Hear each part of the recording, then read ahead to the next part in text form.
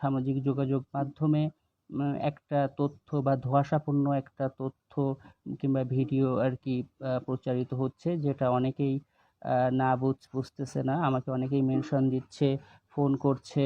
তো আমি সে কারণেই ব্যক্তিগতভাবে মনে করছি ব্যাপারটা আরেকটু ক্লিয়ার করা উচিত। যদিও আমি 22শে সেপ্টেম্বর 2024-এ এ ব্যাপারে আমার ফেসবুকে আমি ক্লিয়ার তথ্য দিয়ে দিয়েছি যে ছাত্র শিবিরের যে এস এম ফরহাদ এবং আমাকে নিয়ে যে ধোঁয়াশাপূর্ণ ব্যাপারটা হয়েছিল, আমি সেটা অনেকটা ক্লিয়ার করেছি।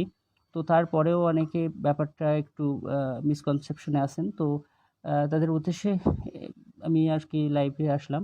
সেটা হচ্ছে, আমি এস এম ফরহাদ বাসা সাতক্ষীরা 16-17 সেশন, এবং ওই যে ফরহাদ ও আমার হলেরই, কবি জসিমউদ্দিন হলেরই 2017-18 সেশনের সমাজ কল্যাণ ও গবেষণা ইনস্টিটিউটের ছাত্র, ওর বাসা চট্টগ্রাম।